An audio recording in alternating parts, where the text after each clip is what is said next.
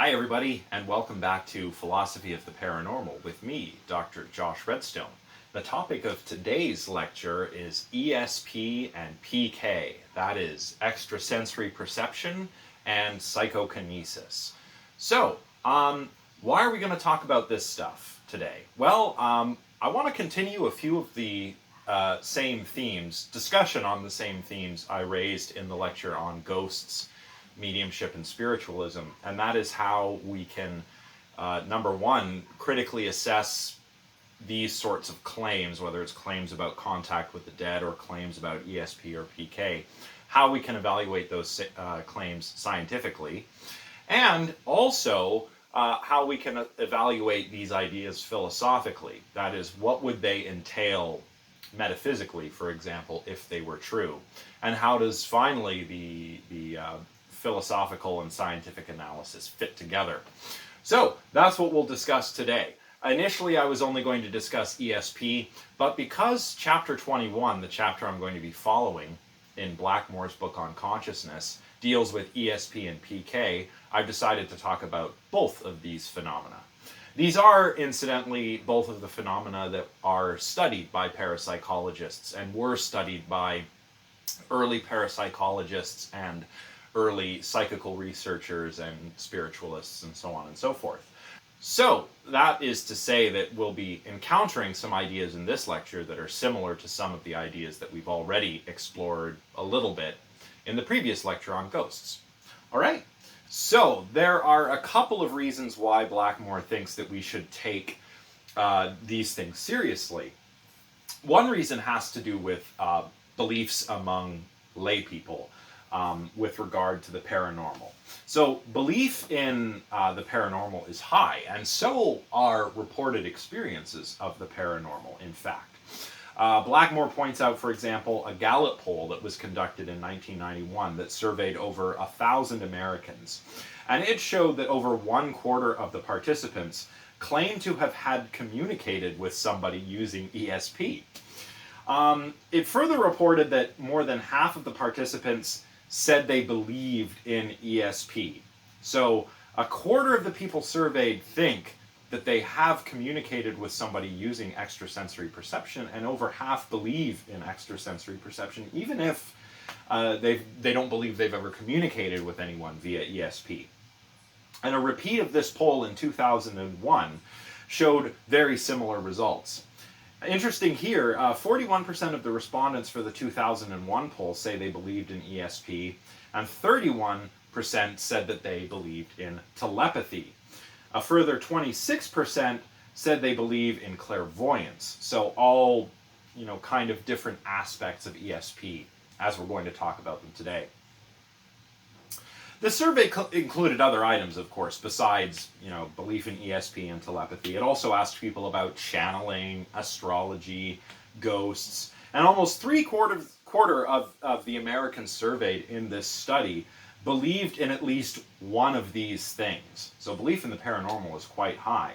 And if you're saying, well, that's in America, what about elsewhere? Well, a British survey, the sample size of which was over 6,000, revealed some results that are kind of in line with the American Gallup poll here. 59% of the respondents to the British survey said that they believe in ESP. So belief in ESP is quite high. Now, the second reason, other than belief in these phenomena among the general public, or belief that they've had a specific experience with ESP or PK in the general public aside, there's another reason. And that is that as if indeed paranormal phenomena are real, this would have absolutely massive implications for science. And not just in the ways that you think. I mean, obviously, it would mean that we'd have to reevaluate a lot of what we believe about how the universe works if ESP or PK were real. I mentioned this a little bit last time when I talked about Faraday investigating seances and whatever, and we talked about materialism and substance monism versus substance dualism and whatnot. But it would have implications beyond just the theoretical if this stuff were real. For example, Blackmore points out that if telepathy were real, if we were able to communicate or hear the thoughts of other people or influence the thoughts of other people using only the mind, well, then we could no longer rely on double-blind experiments where the person interacting with the participant and the participant, him or herself, are both naive about what experimental condition is running at that time, or even what the experiment is actually investigating about the true purpose of the experiment. We try to do these experiments so both the participant and the experimenter can't unconsciously influence one another, or even not just unconsciously, but accidentally influence or bias the results of the test. But if telepathy were real, we couldn't use this method because there would be a risk of transference of thoughts, perhaps, between experimenter and participant. So telepathic interference, if it were real, could ruin the results of a lot of psychology experiments, for example, because we couldn't have naive participants or naive experimenters even. We couldn't do double-blind studies. If PK were real, psychokinesis were real, meaning that we could somehow affect the world with our mind, well, then we'd have to discard the results of a lot of experiments in quantum physics. And we'll talk about this later on. In fact, it turns out a good deal of the research that is done on PK actually has to do with something called micro-PK, the purported ability to influence events on a microscopic scale, a very small scale, the scale of the quantum, perhaps. So we'd have to discard some of these experiments and their results. And if precognition were real, that is the ability to know the future, we'd have to reevaluate our understanding about how space and time and the mind work. So the implications would be very big. Now, as I mentioned last time,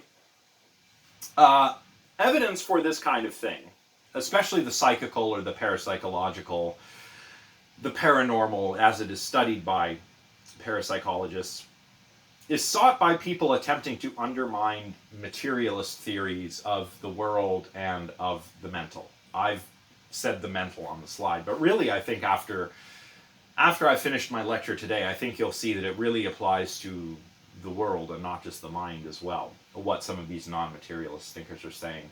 But we can see this in popular discussion, right?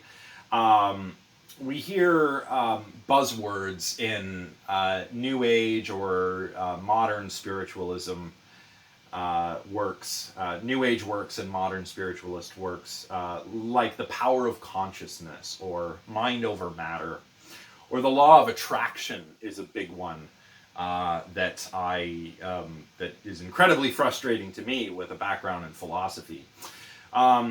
In 2007, for example, the film The Secret was released. The Secret claims that we can affect the universe with our thoughts via this law of attraction. Like attracts like is the law of attraction, essentially. And it is claimed by the metaphysicians in the film that the law of attraction has been known for millennia, was talked about by figures such as Plato. I've read a lot of Plato. I'm no expert, but I have never read anything about a law of attraction in Plato. Just saying. The metaphysicians featured in The Secret, if you've seen the film, and if you haven't, you don't need to go out of your way to see it, but if you have seen it, these metaphysicians are not real metaphysicians, right? The metaphysics as it's talked about in New Age circles and spiritualism circles is not metaphysics the way philosophers do it. It's not metaphysics the way we're doing it in this class anyway. So that's an important thing to keep in mind. But this Secret claims that via this law of attraction, we can influence things in the universe. Similarly, a film which came out a few years earlier called What the Bleep Do We Know makes claims that the power of consciousness can influence events in the world, and it tries to root this claim in quantum physics. I don't think the film succeeds in doing this. This film touts what is known as quantum mysticism and misinterprets the results of some pretty famous quantum physical experiments, some of which we'll talk about in this lecture. But the idea here is that we can influence the world somehow with our conscious minds, right? So that's not exactly like PK in the strict sense, but it's a similar idea. So a popular book similar to The Secret and to What the Bleep Do We Know, which is mentioned by Blackmore herself, it's called The Conscious Universe, The Scientific Truth of Psychic Phenomena. It came out in 1997 by a parapsychologist named Dean Radin, who's the director of the Consciousness Research Laboratory, argues in this book that understanding such experiences like ESP requires an expanded view of human consciousness, which is a sneaky way of saying perhaps a non-physicalist or non-materialist view or a dualist view of consciousness. So here the idea is that materialism cannot explain the mind. I mean, and I get it. Blackmore's book is all about consciousness, and consciousness is mysterious. Blackmore is emphatic about that throughout this book, and I know we're not reading the entire book in this class, but I recommend that you do take a look at it when you have the time. It's a fascinating book. And we, in consciousness studies, are still grappling with some very classic problems, like the mind-body problem, right? How does my subjective conscious experience arise out of, physical processes that we can understand objectively going on in the brain? It's another version of the mind-body problem, or what David Chalmers calls the hard problem of consciousness, explaining subjective consciousness. This is very mysterious. Descartes tried to do it by saying that there were two different substances, extended substances and mental substances. Nowadays, thinkers like Chalmers tend to talk about property dualism, not substance dualism, but the idea is roughly the same, that there's some property of consciousness that we can't capture with a purely physical description.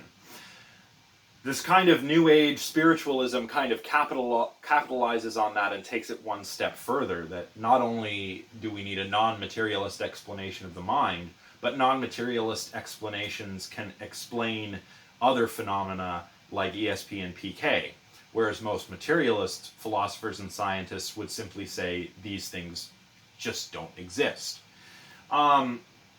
So, for reasons like this, Blackmore thinks that we need to take claims of the paranormal seriously, and that means rigorously scrutinizing them, just as we would any other proposition in science.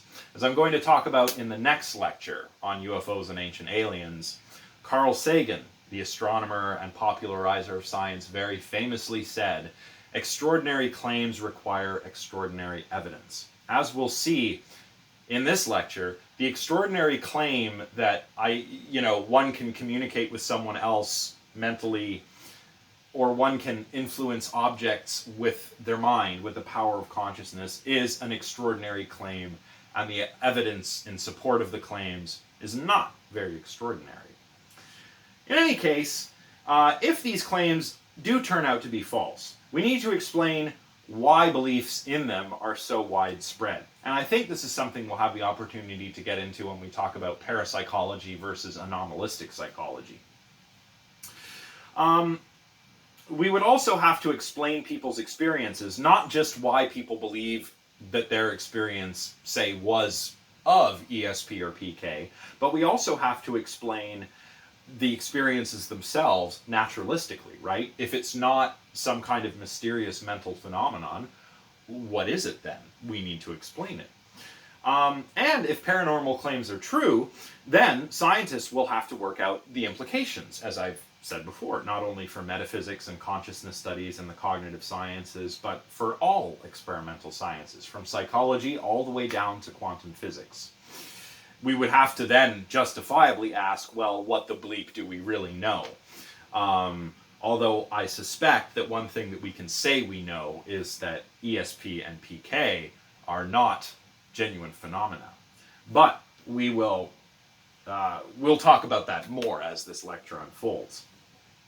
Now, at this point, Blackmore begins talking about some of the things I surveyed last time in the lecture on ghosts. So I'm not going to go over that stuff. This stuff in this part of the chapter mostly concerns the history of spiritualism in the United States and Europe. We talked a little bit about William Crookes, who was a scientist who thought that paranormal phenomena indicated that there are non-materialist forces at work in the universe. We, of course, talked about Faraday, who investigated spiritualists and mediums who were conducting seances and was able to explain the table turnings in seances via the idiomotor effect, and other things that mediums were doing as outright fraud. So it's a mixture of fraud and simply people being mistaken that seems to explain what's going on in these seances, according to Faraday. Of course, Blackmore here also gives a nice survey of the history of parapsychology. We've already covered that, so I won't be talking too much about it. We've already looked, for example, at how J.B. Rhine and his wife Louise, incidentally, it's given as Louisa in the book, in Blackmore's book. The reason is, I think, blah, blah, blah, blah, blah, blah, blah. So, of course, we've also already discussed the origins of parapsychology. We've talked about J.B. Rhine and his wife Louise, who began the parapsychology laboratory at Duke University. And we've talked about how they tried to study normal people, not exceptional people, like the psychical researchers previously who thought that there were unique people with special abilities that maybe represented a next step in human evolution. The Rhines didn't look at it that way. But they looked for ESP using Zener cards, and they also tested for PK by examining whether people could influence the outcomes of dice rolls. So, since we've already talked about that stuff, I want to kind of go beyond early psychology, and I want to talk about how ESP and PK have been studied kind of post-Rhine era. So we're just going to give a quick kind of recap of what these terms all refer to, all of the terms associated with ESP and PK, kind of go over all that stuff. And then we'll look at some interesting lines of evidence and discussion of those lines of evidence. We'll start with ESP and move on to PK before we wrap it up for the day. All right, so let's get started with our recap on psi, which includes extrasensory perception and psychokinesis. So let's talk about our terminology a little bit, right? So there's a nice figure in the textbook that kind of breaks down psi and ESP and PK and all the associated terms. Remember, psi, PSI, was a word coined by the Rhines that refers to ESP and PK. So all of these psychical phenomena that psychical researchers used to study. So we have extrasensory perception, which is divided into telepathy, clairvoyance, and precognition. Telepathy refers to the transfer of thoughts from one mind to another outside of the usual sensory channels, like speaking or something like that. Clairvoyance is all about gathering information about a place or a person through ESP. And finally, precognition, as I mentioned earlier, is all about awareness of future events before they occur. Psychokinesis, the other branch, refers to the extramotor ability to influence objects in the environment, so moving things with one's mind, essentially. It used to be called telekinesis. The Rhines advocated for psychokinesis instead of the earlier term telekinesis. Now, we've already learned a little bit about how the early efforts at researching ESP were done using Zener cards. And you might have even seen the video that I shared of two paranormal researchers doing an experiment in telepathy using these cards. But these experiments can be a little boring. The symbols on the cards are abstract and meaningless. You can get tired of going through this entire deck of cards multiple times. So So for that reason, other research methods into ESP were developed. So modern parapsychology has used a few different examples of these new and more interesting techniques. And one really interesting one is ESP dream research. For some reason or another, dreams or some phenomena that occur in dreams or are somehow associated with dreams are often lumped into the paranormal, which is why I've decided to do a lecture later on dreams and out-of-body experiences. But in any case, one interesting line of ESP dream research took place at the Maimonides Medical Center in New York. They would use a kind of free response method as opposed to the forced choice methods, which would include things like Zener cards, right? You're supposed to see if you can pick up telepathically what card has come up in the deck that the other person is trying to send to you, that the sender is sending to you. But which card comes up is predetermined. So the sender and the receiver don't have any choice in the matter. The cards are shuffled, and whatever card comes up, comes up. Whatever card is drawn is drawn. So that's why those are forced choice. These are free response by comparison. And what would happen is that a participant would sleep in the sleep lab, and they would monitor the participant to see when they were in REM sleep, which is the period of sleep during which dreams occur.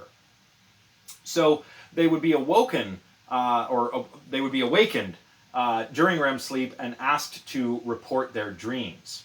Now, while the participant is sleeping, an agent in a different room looks at a target that is chosen at random. Some interesting correspondences have emerged between what the target is viewing, what the agent is viewing, the target that the agent is viewing, and the dreams reported by the participant.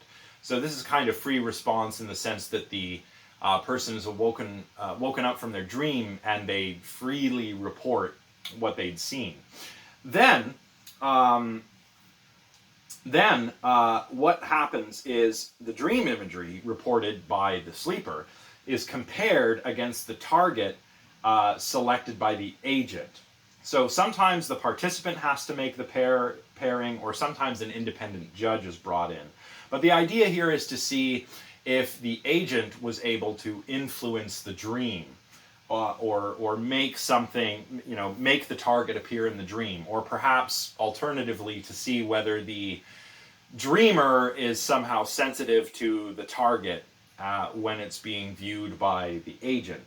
And the idea here is to try to isolate when this has happened by comparing the target, maybe it's a video of a scene or a picture of a scene, by comparing that to what the dreamer reports when she awakens.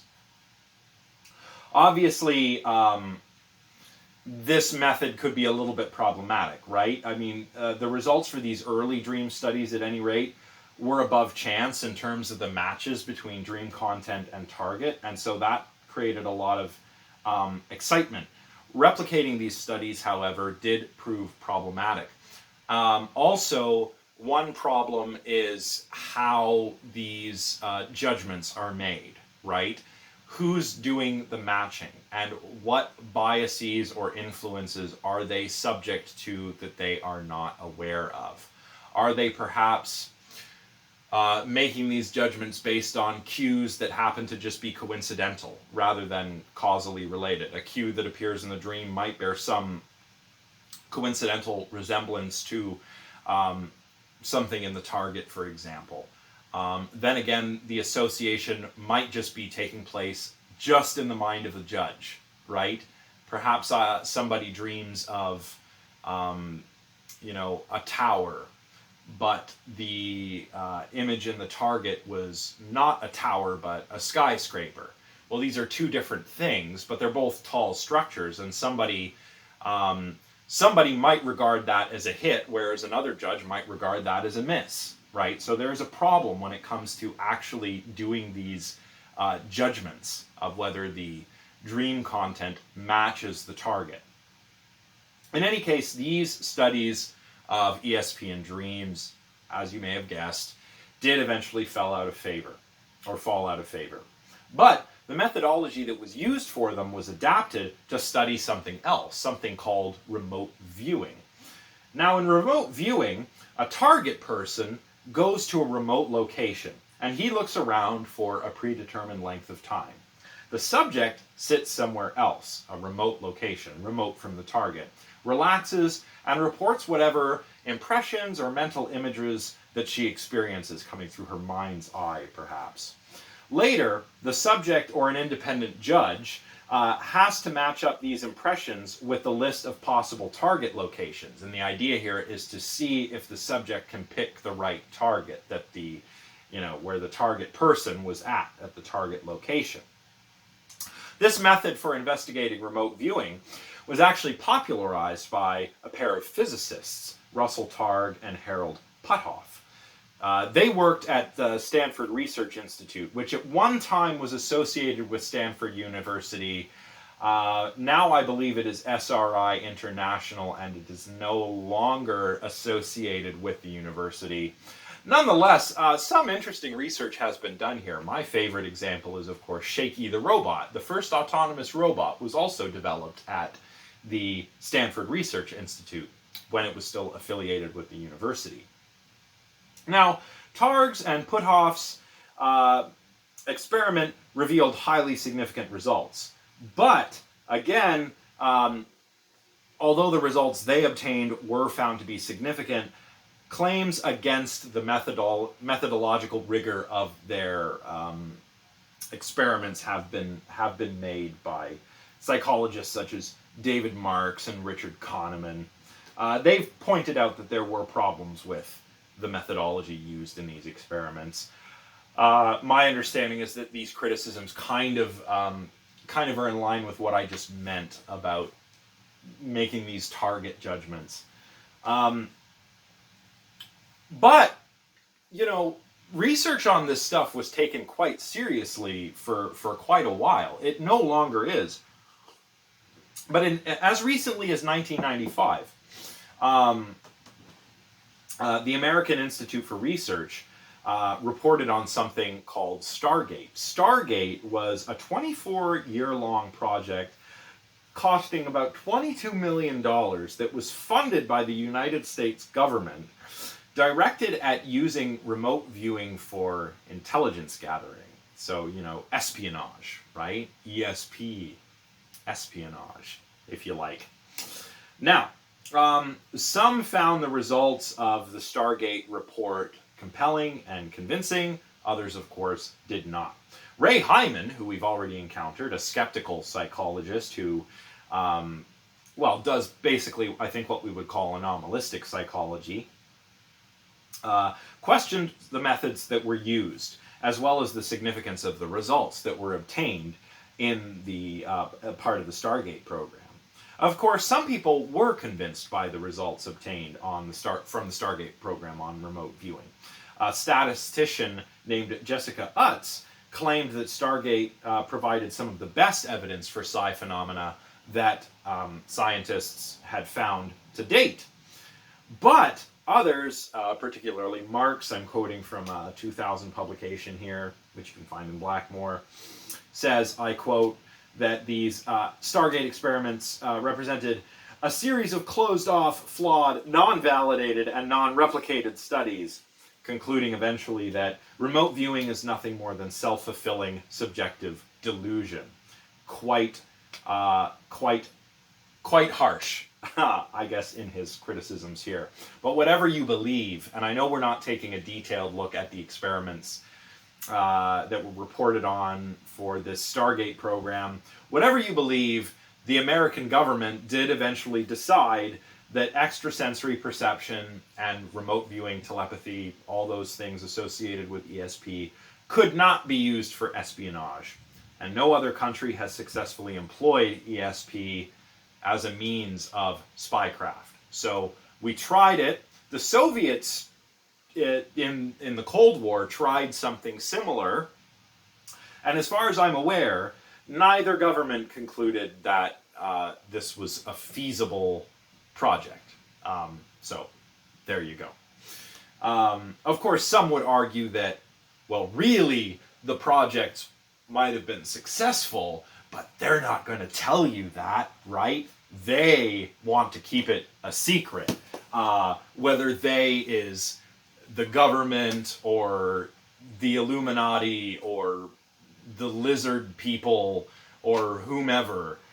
Then again, that's the problem with conspiracy theories, which again kind of fall outside of the scope of this class, but this is kind of one of those areas where paranormal stuff and conspiracy theories kind of, the edges kind of bleed together a little bit. In any case, no government on the planet right now is using ESP seriously for espionage. Targ would actually continue his research in spite of the doubts about remote viewing that critics point out, like critics like Hyman. And Targ thinks, by the way, that his research shows that most people actually possess untapped psychic abilities.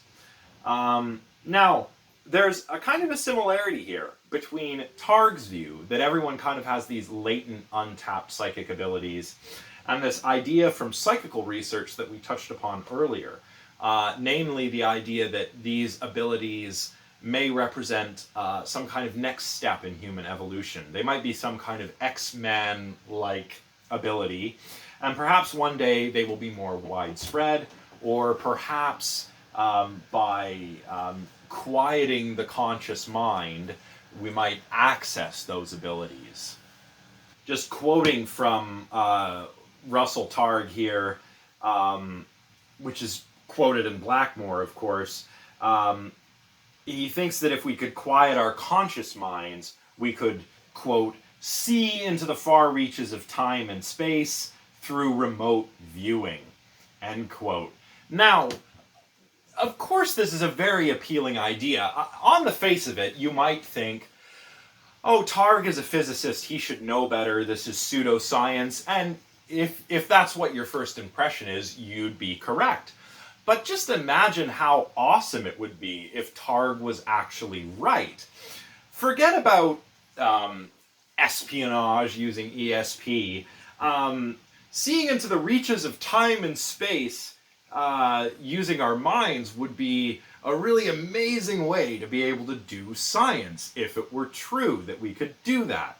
And that's why I said earlier, following Blackmore, that the implications for science were these abilities to be shown to be real, would be astronomically important.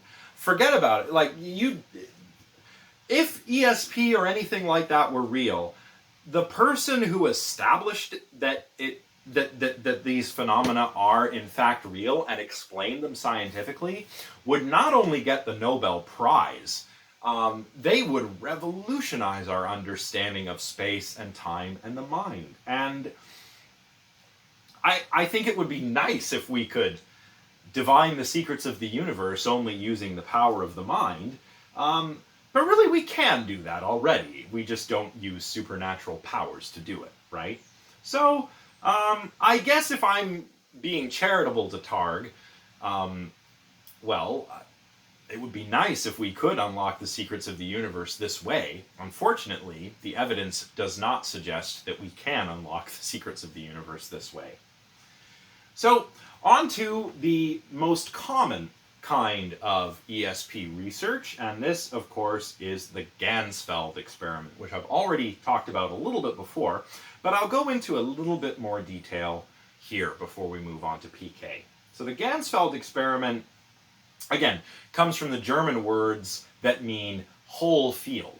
So in a Ganzfeld experiment, you have a participant lying down or sitting in a comfortable chair. She'll have headphones on, listening to maybe some white noise or sounds of the ocean or something. And she'll wear these half ping pong balls over her eyes. A red light is shone in the room, and through the ping pong balls, this creates a kind of like uniform, monochromatic, reddish, pinkish field. That's the Ganzfeld, the whole field.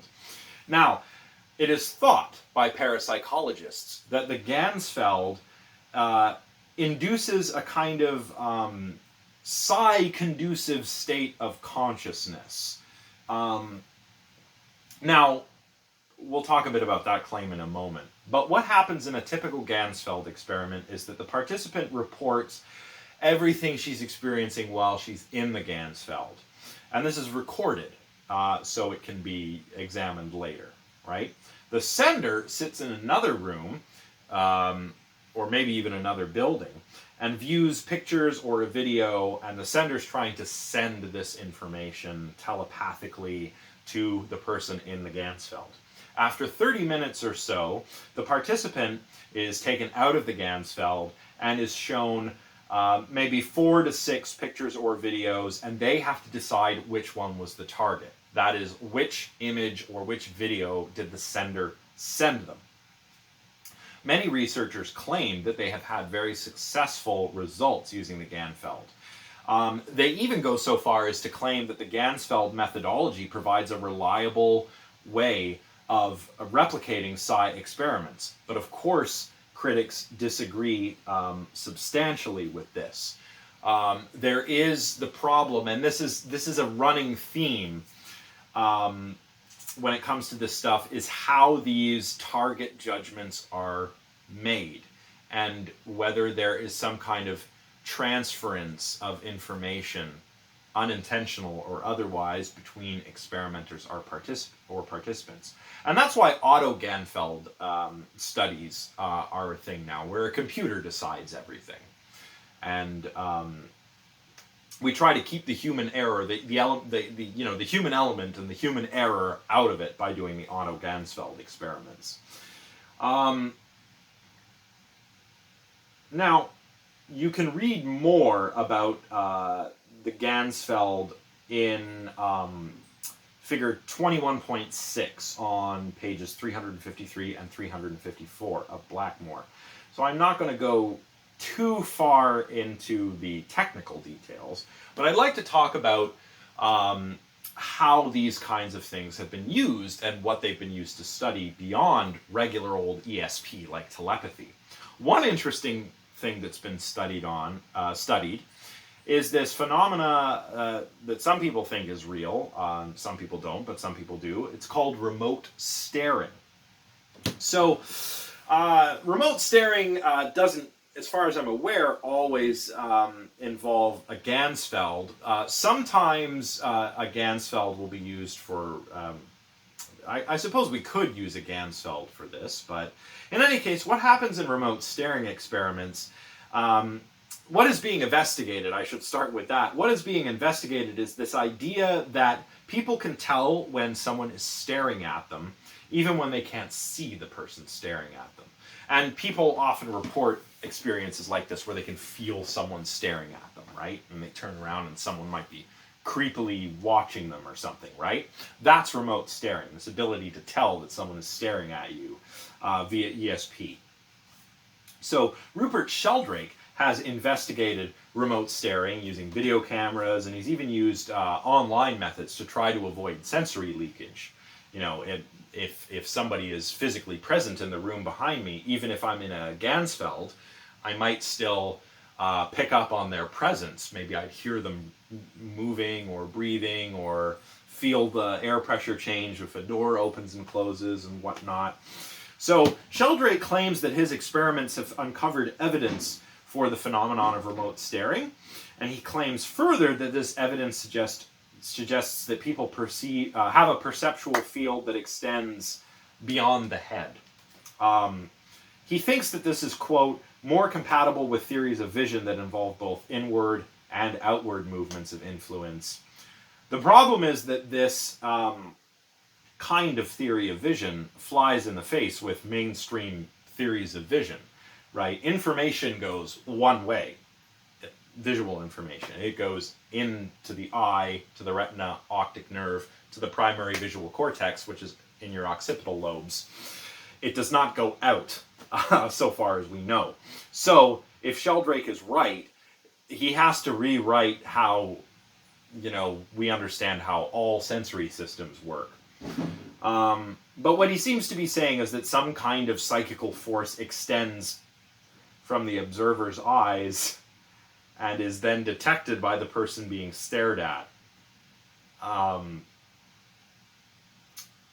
Okay.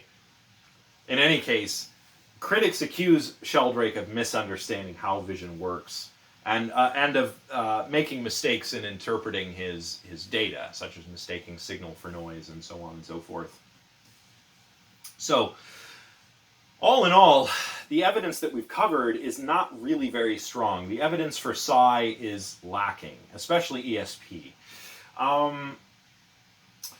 It's not that studies haven't produced statistically significant results. And by the way, what that means is that it means that the results you got probably didn't occur due to chance. When we say we have a statistically significant result, that's what we mean. And what we're doing in certain experiments are comparing these mathematical models, right? This is how psychology experiments work, and by extension, parapsychological experiments work. What they do is compare models, mathematical models, of what the results would look like if the independent variable you're looking at, perhaps ESP ability, what the results would look like if that independent variable had an effect versus whether it didn't. Versus, another way of putting this is whether the model includes that variable or whether it doesn't.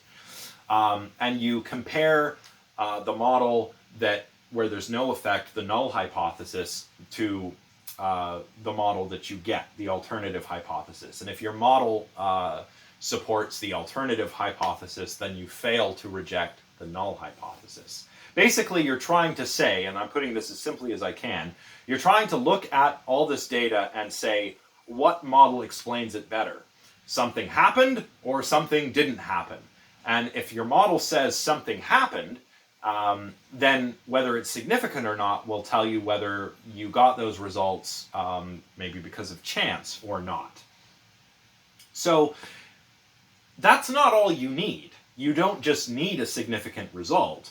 You also need replicability. And these experiments just are not very replicable. So even if there's something out there, the effect seems to be small, and we don't seem to see it every time we do these experiments. And this is something that will come out when we talk about meta-analyses and psychokinesis in a moment. Of course, there are other methodological problems like the target judgments. Human error is a thing. Scientists are not perfect. They are not infallible. And mistakes get made, which is another reason why replicability is a big thing in science. So, the evidence seems lacking. But if one day we had reliable evidence, what would that mean? Well, again, a lot of people nowadays claim that if we had reliable evidence for things like ESP, it would illustrate the power of consciousness, whatever that is. I assume it means the power of consciousness to affect the world, which implies a kind of dualism, right? But even if ESP experiments are successful, even if you grant, for example, that the significant studies we've looked at are really revealing some kind of real phenomenon, the evidence is not in favor of our being able to consciously control these abilities. So, for example, naive participants that have to make these, have to try to get this target, have to identify this target, they're not aware of whether their guesses are correct or incorrect. They are just guessing. Even when those guesses are successful, over and above what you would expect due to chance, participants don't report that they know the right answer. They report that they're guessing. So it doesn't seem like the kind of thing we can voluntarily control, even if it exists. And again, like I said, just towards the end of the slide here, all of this seems to imply a kind of substance dualism, which is not the mainstream view in philosophy or the sciences. The mainstream view is a naturalist or a physicalist view, which is not to say that substance dualism isn't correct. It's just that the evidence for it is not good, and it kind of raises more problems than it solves. It raises the mind-body problem. And say you say something like consciousness does have the power to affect matter. Okay, how?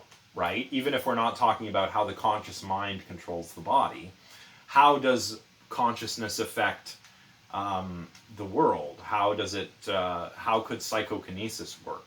There's still an interaction problem that really people who argue for the existence of ESP and PK have no explanation for, and that's a problem.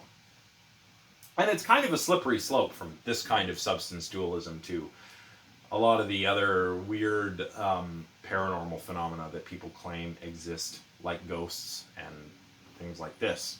So, anyway, one interesting thing Blackmore notes here is that some of these methods involve an altered state of consciousness, which is pretty cool.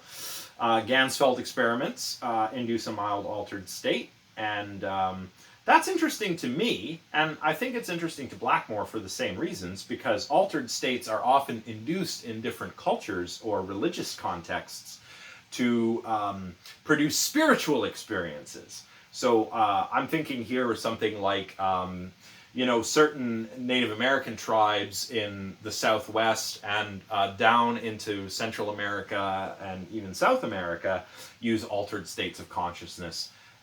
They use, for example, peyote or ayahuasca to go on these vision quests, and it's a very important experience in those contexts. So I find that interesting just on its own. I think altered states are very interesting, and I think they're cool from the perspective of studying consciousness. But I don't think there's much evidence for this idea of quieting the conscious mind to awaken these psychic abilities. Maybe we can do that, but it's never really been shown that people in altered states do better at the kinds of experiments we've looked at here. So, in Ganzfeld experiments or in dream ESP studies where there's a kind of an altered state happening, there's really no evidence that it makes any difference at all. But whether you're interested in altered states or not, the connection between ESP and consciousness, or this idea of the power of consciousness that's made in parapsychology, does betray some of these theoretical assumptions about the mind, consciousness, ESP. It does kind of highlight this kind of dualism that's present in a lot of these theories.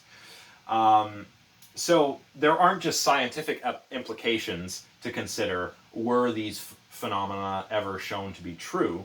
There are also metaphysical implications. It would mean that the way we understand the universe, the way we understand what is natural and what is supernatural, would be wrong. In any case, like I said, you can read more about the finer points on these experiences, like the Ganzfeld experiments, in figure 21.6 and in the other figures in this chapter. Alright, so that's all I want to say about extrasensory perception. I will now move on to talk about psychokinesis, moving things with the power of the mind. Right, so recall that psychokinesis is the ability to influence physical objects or processes without using the usual means. That is, the sensory motor means, using your arm hands or your hand fingers or something like that. It used to be called telekinesis, but the Rhines coined the term psychokinesis. Anyway, we've already kind of touched on this a little bit in previous lectures. We've talked about how research in PK has examined experiments with dice, as the Rhines did. It's also made use of random number generators. Sometimes these are pseudo-random number generators that are realized in computers, or sometimes they are true random number generators that use radioactivity or some process that's truly random to generate the numbers. Of course, it's also included, larger objects like tables and even spoons. There was a famous purported psychic named Uri Geller from Israel, who was famous in the 70s, and he claimed that he could stop and start watches, bend spoons, work out the location of objects that were hidden, perhaps underneath cups. all using the power of the mind. Of course, magicians had been doing what Uri Geller claimed to be doing, using regular old sleight of hand and other forms of trickery, very mundane forms of trickery. And I'm paraphrasing James Randi here, the famous magician who is noteworthy here because he was a very great communicator of how this can be done with simple sleight of hand, bending keys and spoons. Basically, he said something like, if Uri Geller is bending spoons using telekinesis, he's doing it the hard way. And of course, well, I'll share a video of Randy helping to bust Uri Geller on The Tonight Show with Johnny Carson. A lot of James Randi clips in this class, but that's okay. I'll have you watch one on James Randi and Uri Geller. I'll link it down here.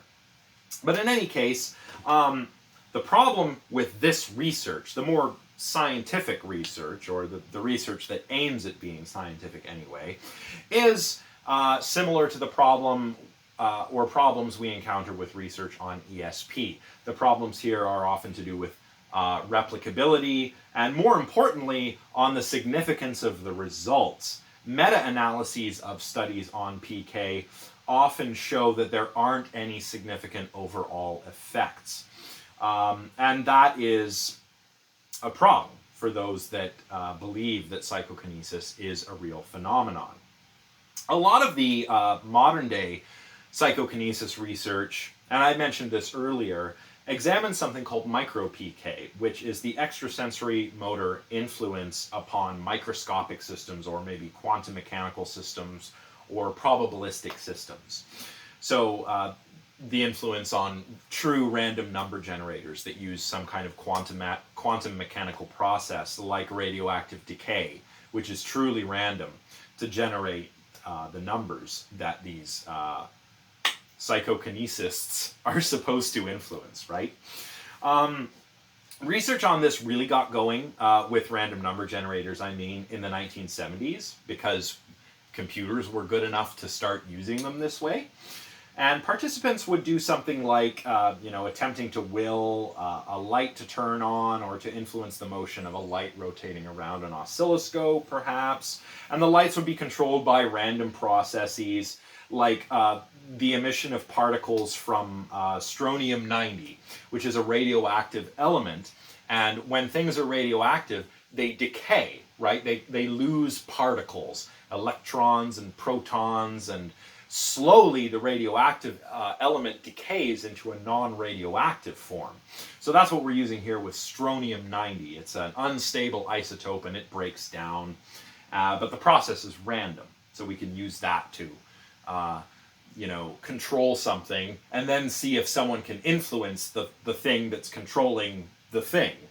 In this case, the strontium decaying that's controlling the light.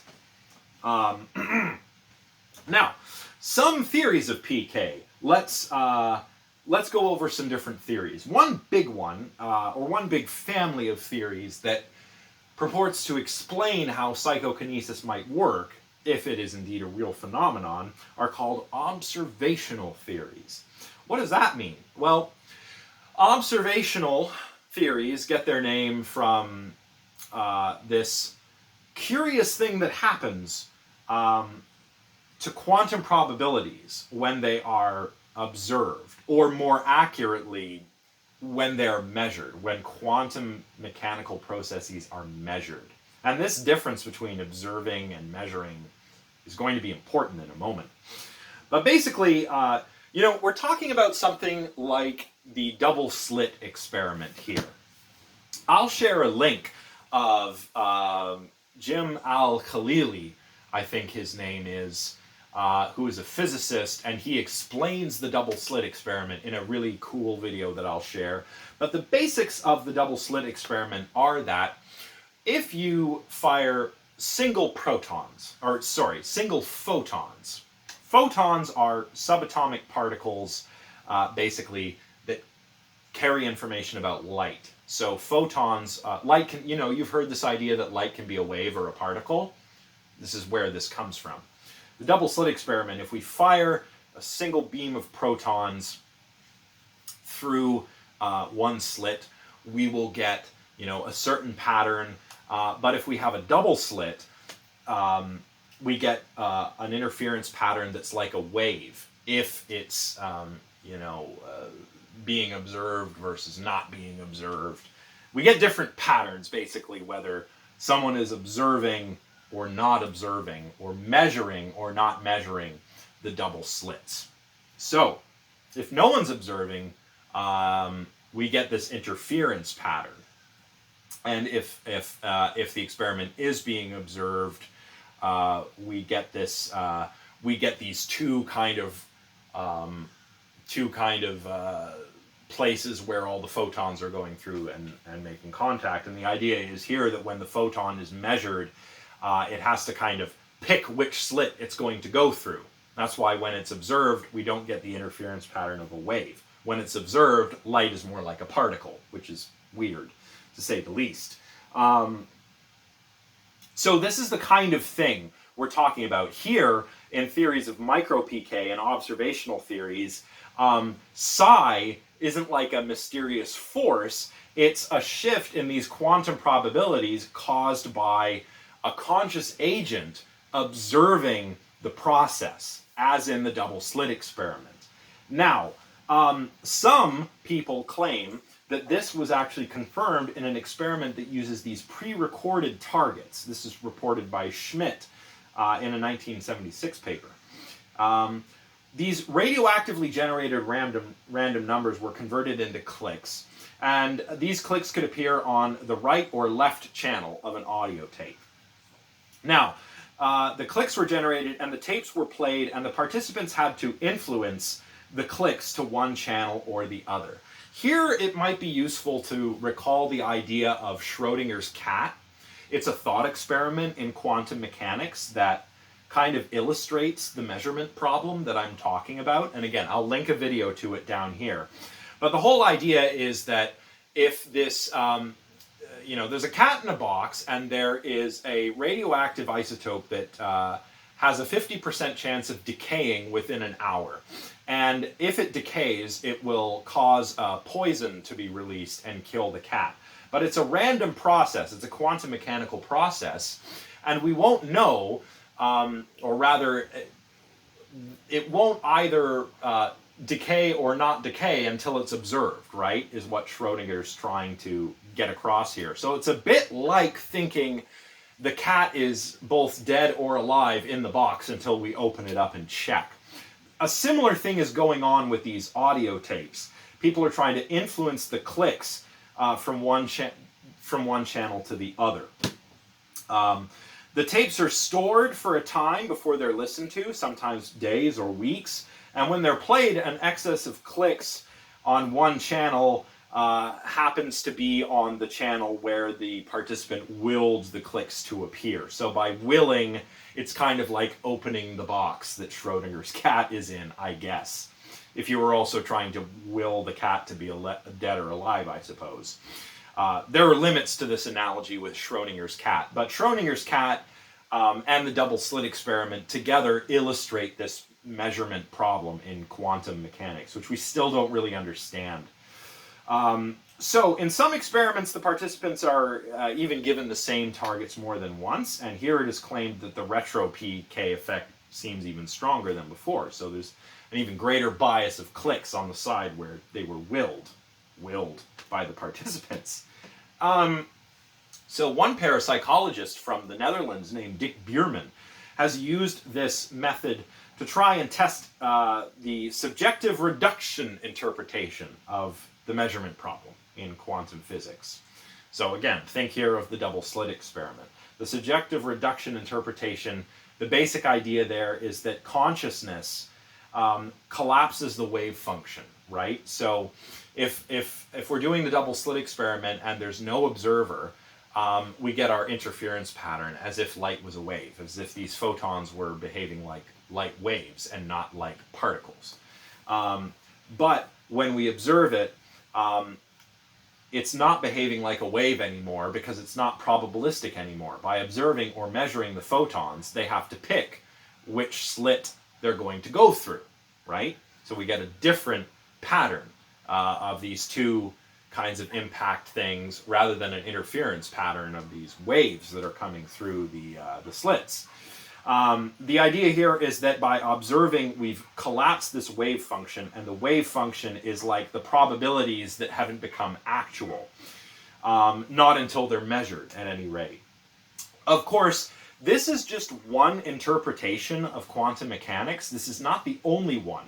There are many interpretations of results in quantum mechanics. You've probably heard, for example, of the many worlds interpretation. Here, we don't have wave functions that are collapsed when we observe. So it's not like the photons are in two places at once, and then we observe them, and all of a sudden they have to pick which slit they're going through, as if photons have agency or something. They don't. But you know, according to the multiple worlds or many worlds interpretation, every possible eventuality does happen in a different universe. So it's kind of like we've got this Rick and Morty sort of multiverse happening, right? So the subjective reduction interpretation is not the only interpretation for quantum mechanics. It's not the only way we can understand weird things in the quantum world, like double slit experiments or Schrodinger's cat style thought experiments. Okay, so that's important to keep in mind. But in any case, Bierman has argued that we can test the subjective reduction interpretation using methods from parapsychology to understand micro PK. So yeah, the basic idea anyway is that consciousness collapses this wave function. And to test this, Bierman recorded auditory invoked potentials from participants who listened to clicks from previously unobserved decay events. So potentials, we're talking not readiness potentials, but response potentials that are measured using an electroencephalogram or an EEG. This measures changes in electrical potential at the scalp, which are generated by activity in groups of cells in different bits of the brain, so that we can see what kind of activity is happening where. And EEG doesn't have very good spatial resolution, but it does have very good temporal resolution. So it's good for doing experiments in real time, like this. So he recorded these potentials that were recorded from participants listening to these clicks, and he compared these to responses of people listening to observed decay events and compared those with unobserved decay events. So apparently, or the idea here is that the observed events had already collapsed into a singular state, but the unobserved events were still probabilistic. Was the click on this channel or this channel? Don't know until someone listens to it, just like when we open the box and look for Schrodinger's cat to see if he's dead or alive. His studies did show a significant difference in brain responses, which I suppose is supposed to tell us that consciousness is doing something, collapsing the wave function when we're listening to unobserved clicks versus observed clicks. But others have failed to replicate these results, and it's not clear, at least from Blackmore's description of these results, whether the potentials that were recorded are being generated in an area of the brain where that information eventually makes it into conscious awareness, which is something else that I would be curious to read about. I'll have to follow up and read Bierman's actual paper at some point. In any case, replicability is a problem here, as before. Another interesting line of experiments using random number generators was done at the Princeton Engineering Anomalies Research Lab, or the PAIR Lab, and Robert Lan and his colleagues there collected and analyzed massive volumes of data that were produced using quantum mechanical random number generators. The data were recorded automatically. The direction of the aim of the particles was counterbalanced. Baseline conditions worked as a control. Other researchers, by the way, have since used similar methods to collect this kind of data.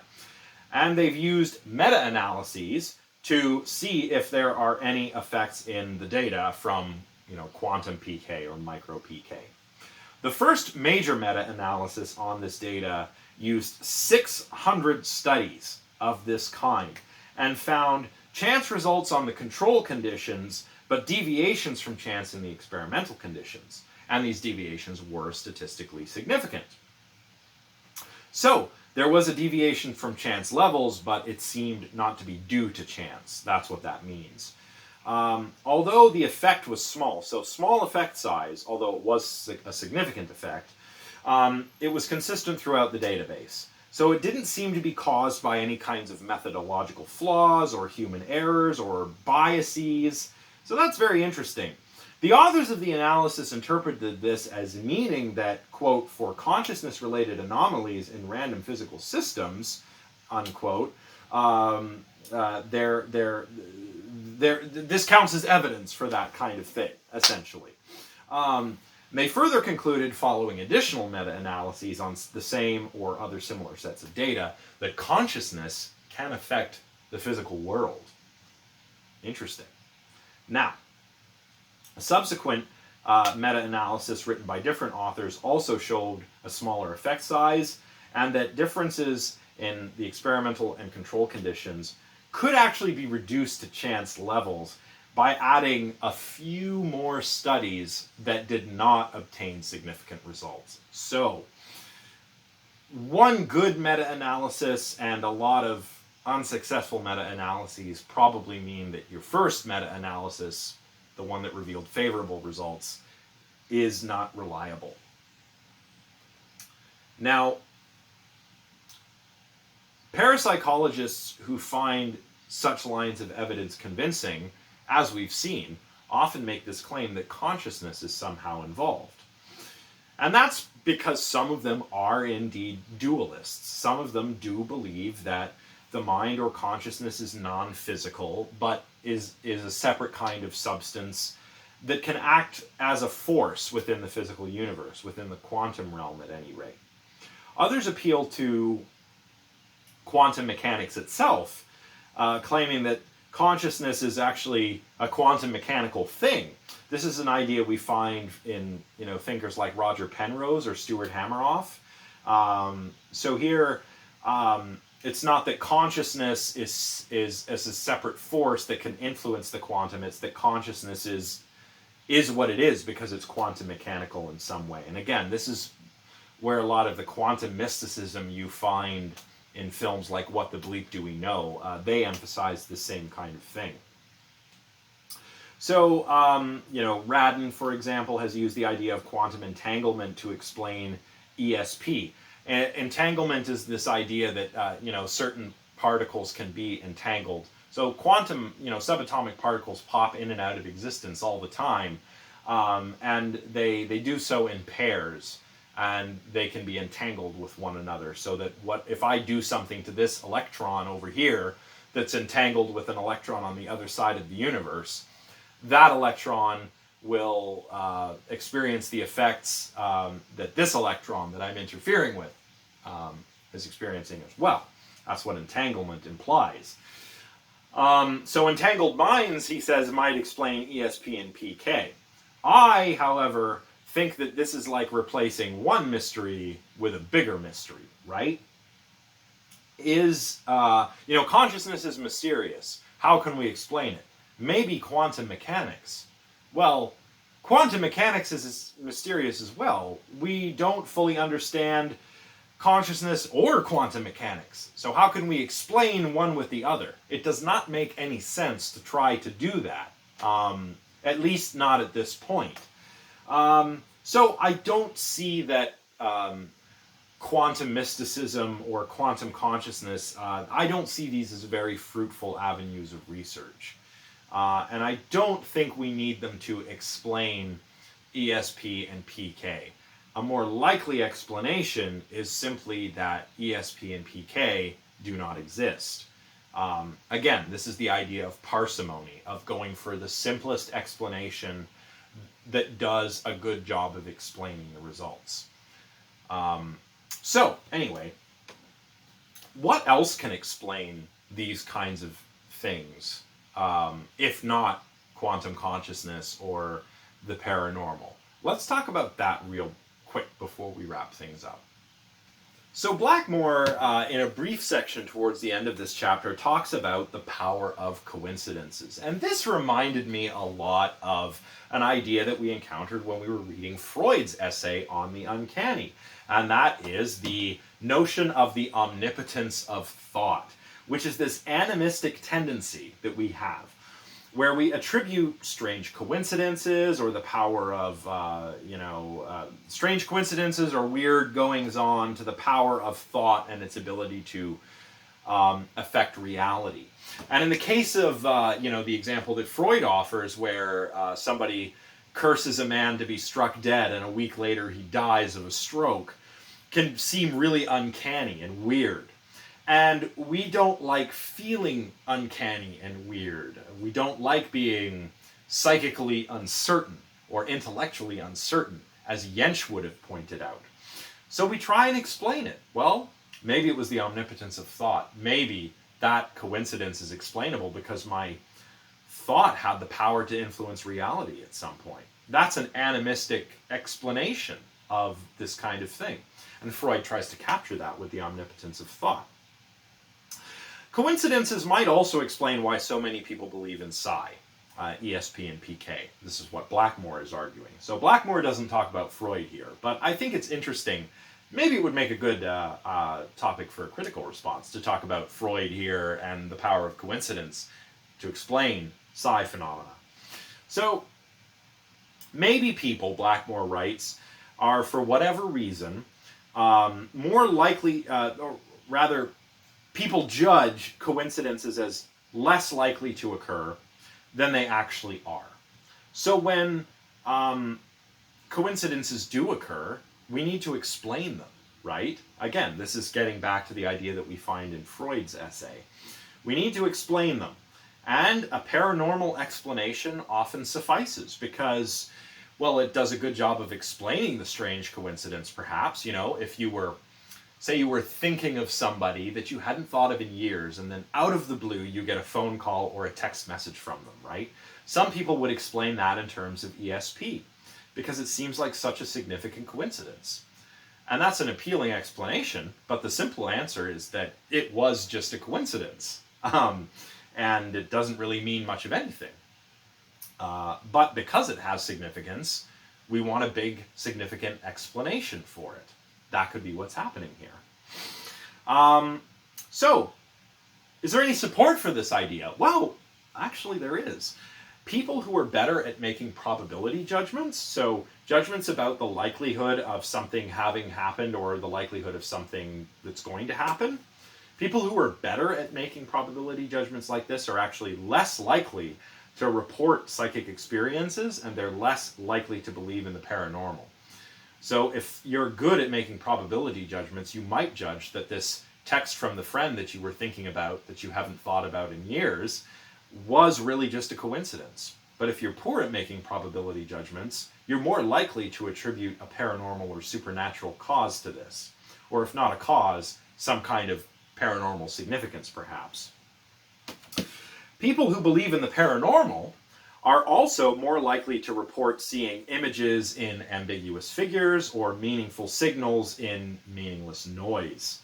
And, you see this in, for example, those ghost hunting television shows. I think the most famous one used to be called Ghost Hunters. It was about these plumbers who hunted ghosts. They were actually plumbers. So, yeah, they would, record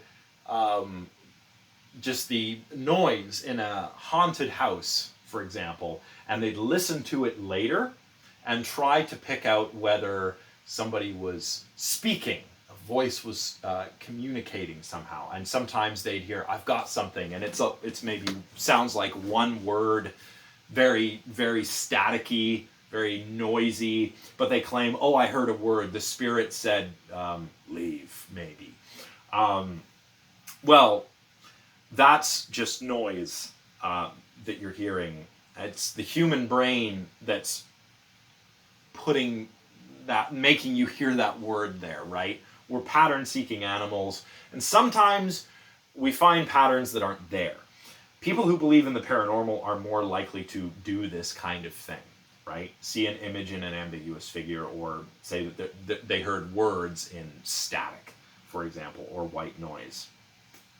So that's the kind of thing we're talking about here. There are also very powerful cognitive biases at play. Even in the most rational, skeptical people, we all have cognitive biases at play. One important one, I think, for this class is confirmation bias. So confirmation bias is a bias toward information that supports your prior beliefs or your prior values, or both. You could characterize this as remembering the hits and forgetting the misses, for example. So I've come up with a little example here to try to illustrate this. Sally believes in ghosts. So Sally reads a lot of New Age books. She regularly holds seances with her friends, believes in ghosts. She's a paranormal enthusiast. And one night, after a seance, she hears rapping from her attic. Remember, rapping is not like funky fresh rhymes or anything. There's no ghosts spitting raps. I can't rap. She can't identify a physical cause for this noise, so she appeals to a paranormal explanation. Namely, a spirit has attempted to communicate with her. And this fits with her prior beliefs and values, that there are spirits and that spirits can influence the physical world and can communicate with the living and so on. Even though there's a more parsimonious explanation, and that is that she lives in an old creaky house and the floorboards are creaking, or maybe it's a change of seasons and the foundation of the house is shifting a little bit. That's an example of some belief that might be supported because of confirmation bias. A skeptic might just say, well, it was just noise. You just misinterpreted that. Scientists are also subject to this bias, by the way, and this is why we need experiments with rigorous control, why experiments need to be peer-reviewed, and why replication is so important in the sciences. Experimental results have to be replicable. Otherwise, we can't know whether they just occurred due to chance. So, scientists are subject to these biases too. I'm certainly not going to claim that they are not. But science is, in a very real sense, a set of tools that helps us overcome biases like this. So, what are some of the implications? Well, the implications for what we've talked about today are, firstly, that these kinds of things probably don't exist. If we're looking at the data we've looked at today, the experiments we've surveyed today, they do not show sufficient evidence to establish that paranormal phenomena like ESP or PK exist. There's decades of research on this stuff, and there is really nothing more than the odd significant study. Meta-analyses are not very promising in terms of what they reveal about the data, and there is a massive replicability problem with a lot of these studies. So even if these things do exist, Blackmore says, they must be very weak. They're probably not effects of consciousness, and we probably can't consciously control them. So, ESP and PK are probably not real. That sucks for some people who are excited about these ideas, but what about the broader question where if we reject the paranormal, not just ESP, but also ghosts and seances and the supernatural and those kinds of things, if we reject all of that, does that mean we also have to reject spiritual experiences? No, Blackmore doesn't think we do, and neither do I. I am not a religious person, but religion is a thing that humans do. It is normal to seek belonging to a religious community. It is normal to want to have religious experiences or spiritual experiences, and they can be valuable to individual people, even if they are not really supernatural or paranormal events. Besides, As Blackmore cleverly points out, what on earth is supposed to be spiritual about influencing dice rolls or bending spoons with your mind? Nothing, as far as I can tell. So, what can we say for certain? Well, the power of consciousness, Blackmore says, is, in a lot of ways, what parapsychologists want to study. That power being the power of consciousness to influence the physical world. But this implies a non-materialist understanding of the mind, dualism. And this flies in the face of philosophical consensus and scientific consensus of what we know about the mind. In this way, parapsychology is kind of distancing itself from other materialist accounts of the mind, which is interesting. And this is why parapsychology is nowadays regarded as a pseudoscience by many scientists, including Blackmore, who used to be a parapsychologist. And there's a lesson there for those who do believe in Psi, ESP, PK, ghosts, and so on and so forth. All right. Well, that's all I have for today. Next time, I will lecture on UFOs and ancient aliens. I've said here in the slides that the readings will be light. Actually, there are no readings for the next class. What I'm going to have you do is watch some old documentaries. I've picked old documentaries because I wanted to illustrate to you that discussion of UFOs and ancient aliens and alien abductions is actually been around for quite a long time. One of these documentaries is from the 1970s, and it will explore Eric von Daniken's claims that aliens influenced ancient human societies. And the next documentary, one of my favorite of all time, is an episode of Carl Sagan's Cosmos. Carl Sagan was an astronomer and science communicator who studied, many things. Planetary astronomy, and made important contributions to understanding planets in our own solar system, like Venus and Mars, and did some really interesting work as a grad student on the atmosphere of Venus, but probably more importantly for our purposes, was an actual astronomer who, on the one hand, believed that alien life exists, but on the other hand, did not believe in alien abductions or ancient astronaut theories. So I think it would be fun to consider those and to view them and watch them critically. So I will kind of gesture toward the main points in each documentary, and then you can watch them, and if you like, you can compare them for a critical response. As for your next critical response number 3, that should be either about ghosts and communication with the dead, or about ESP and PK. You can write about either one. And I will probably extend the deadline for that one because I was late getting this lecture done owing to some technical difficulties I was having with earlier lectures. Anyway, all of this is just to say that next time you won't have to read anything. You can just watch something. My lecture will probably be a little shorter, but I think it'll be a fun one. And we'll also get outside of this parapsychological stuff and have a look at something that is considered paranormal in the popular understanding, but not necessarily within parapsychology. So it'll be a little bit of a change of pace. All right, well, that's all for today. I hope you're all studying hard and doing well. If you have any questions, let me know. Otherwise, I will see you next time for our next lecture. Have a good one, everybody.